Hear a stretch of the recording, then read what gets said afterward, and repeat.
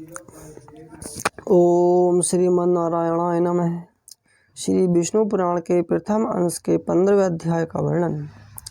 प्रचेताओं का मारीशा नामक कन्या के साथ विवाह, दक्ष प्रजापति की उत्पत्ति एवं दक्ष की 8 कन्याओं के वंश का वर्णन।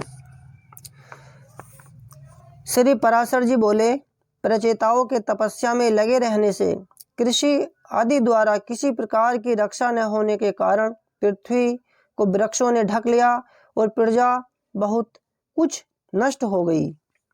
आकाश वृक्षों से भर गया, इसलिए 10,000 वर्ष तक न तो वायु ही चला और न प्रजा ही किसी प्रकार की चेष्टा कर सकी। जल से निकलने पर उन वृक्षों को देखकर प्रचेतागण अति क्रोधित हुए और उन्होंने रोष पूर्वक अपने मुख से वायु और अग्नि को छोड़ा।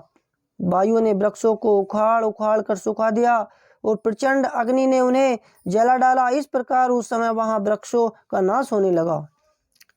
तब वह भयंकर वृक्ष प्रलय देखकर थोड़े से वृक्षों के रह जाने पर उनके राजा सोम ने प्रजापति प्रचेताओं के पास जाकर कहा, हे नृपतिगण, आप क्रोध शांत कीजिए और मैं जो कुछ कहता हूँ सुनिए।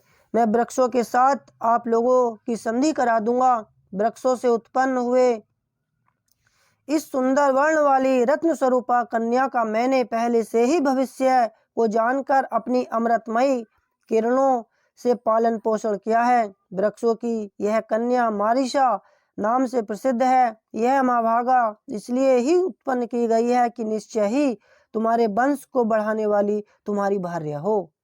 मेरे और तुम्हारे आधे आधे तेज से इसके परम विद्वान दक्ष नामक प्रजापति उत्पन्न होगा।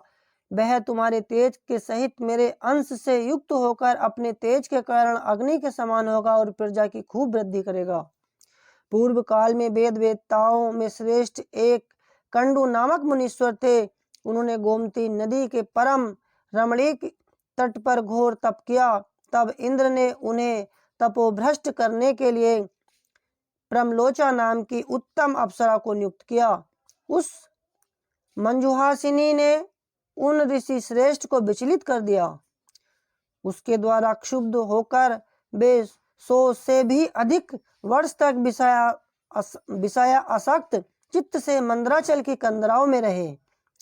तब हे महाभाग, एक दिन उस अप्सरा ने कंडू ऋषि से कहा, हे ब्राह्मण, अब मैं स्वर्गलोक को जाना चाहती हूँ, आप प्रसन्नता पूर्वक मुझे आज्ञा दीजिए।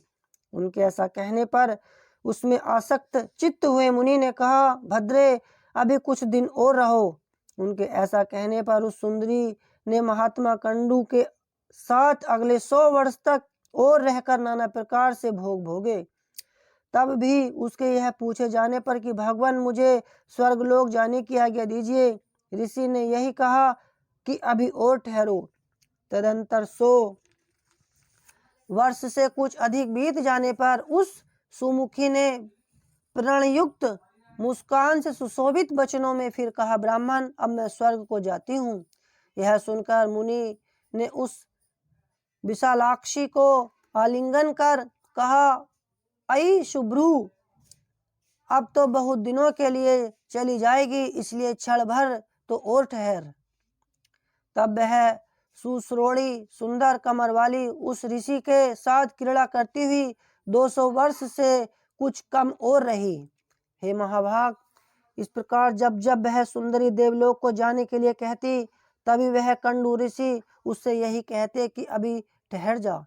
मुनि के इस प्रकार कहने पर प्रणय भंग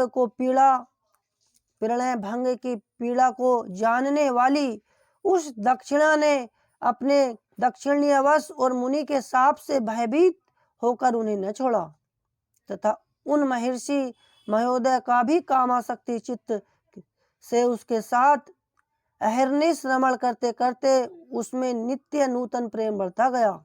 एक दिन वे मुनिवर बड़ी शीघ्रता से अपनी कुटी से निकले। उनके निकलते समय वह सुंदरी बोली, आप कहाँ जाते हैं? उसके इस प्रकार पूछने पर मुनि ने कहा, हे सुबह, दिन अस्त हो चुका है, इसलिए मैं संध्या उपासना करूंगा, नहीं तो नित्य क्रिया नष्ट हो जाएगी। तब उस सुंदर दांतों वाली ने उन मुनीश्वर से हंसकर कहा, हे सर्वधर्मज्ञ, क्या आज ही आपका दिन अस्त हुआ है? हे विप्र, अनेकों वर्षों के पश्चात आज आपका दिन अस्त हुआ है, इससे कहिए किसको आश्चर्य नहीं होगा। मुनि बोले, भद्रे, नदी के इस सुंदर तट पर तुम आज सवेरे ही तो आई हो। मुझे भली प्रकार स्मरण है, मैंने आज ही तुमको अपने आश्रम में प्रवेश करते देखा था। अब दिन के समाप्त होने पर यह संध्या काल हुआ, फिर सच तो कहो, ऐसा उपहास क्यों करती हो। प्रमलोचा बोली, ब्राह्मण, आपका यह कथन कि तुम सवेरे ही आई हो ठीक ही है, इसमें झूठ नहीं, परंतु उस समय को तो आज सैकड़ों वर्ष बीत चुके। सोम ने कहा, तब उन विप्रवर ने उसे विशालाक्षी से कुछ घबराकर पूछा, अरे भीरू, ठीक ठीक बता, तेरे साथ रमण करते मुझे कितना समय बीत गया। प्रमलोचा ने कहा, अब तक 907 वर्ष 6 महीने और 3 दिन और भी बीत चुके हैं। ऋषि बोले, अई भीरू, यह तू ठीक कहती है या हे सुबह मेरी हंसी करती है। मुझे तो ऐसा प्रतीत होता है कि मैं इस स्थान पर तेरे साथ केवल एक ही दिन रहा हूँ। प्रमलोचा बोली, हे ब्राह्मण, आपके निकट मैं झूठ कैसे बोल सकती हूँ, और फिर विशेषता उस समय जबकि आज आप अपने धर्म मार्ग का अनुसरण करने में तत्पर होकर मुझसे पूछ रहे हैं।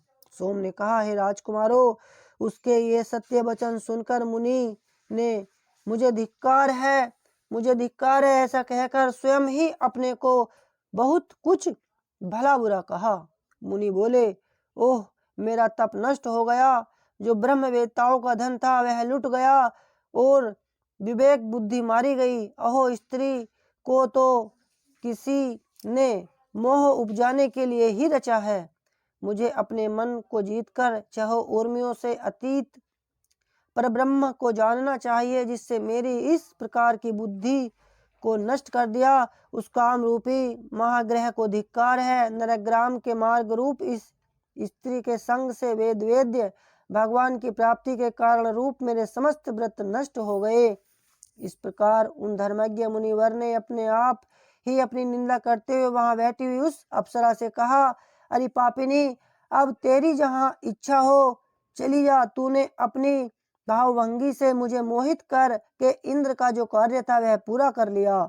अब मैं अपने क्रोध से प्रज्वलित हुए अग्नि द्वारा तुझे भस्म नहीं करता हूँ, क्योंकि सज्जनों की मित्रता साथ पग साथ रहने से हो जाती है, और मैं तो इतने दिन तेरे साथ निवास कर चुका हूँ। अथवा इसमें तेरा दोष भी क्या है जो मैं तुझ पर क्रोध करूं। दोष तो सारा मेरा ही है, क्योंकि मैं बड़ा ही अजितेंद्रिय हूँ। तू महामोह की पिटारी और अत्यंत निंदनीय है।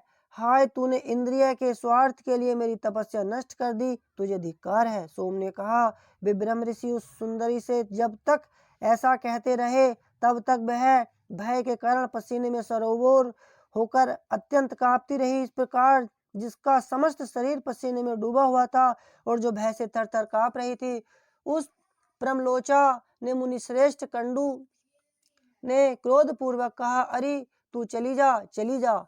तब बारंबार फटकारे जाने पर वह उस आश्रम से निकली और आकाश मार्ग से जाते हुए उसने अपना पसीना वृक्षों के पत्तों से पूछा। वह बाला वृक्षों के नवीन लाल लाल पत्तों से अपने पसीने से तर शरीर को पोंछती हुई एक वृक्ष से दूसरे वृक्ष पर चलती गई। इस समय ऋषि ने उसके शरीर में जो गर्भ स्थापित किया था वह भी रोमांच से निकले हुए पसीने के रूप में उसके शरीर से बाहर निकल आया।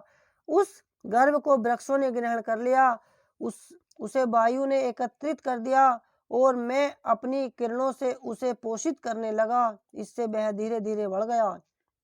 वृक्षाग्र से उत्पन्न हुई वह मारिसा नामक सुमुखी कन्या तुम्हें वृक्षगण समर्पण करेंगे, अतः अब क्रोध शांत करो। इस प्रकार वृक्षों से उत्पन्न हुई वह कन्या प्रमलोचा की पुत्री है और कंडू मुनि की और मेरी और वायु की भी संतान है। ओ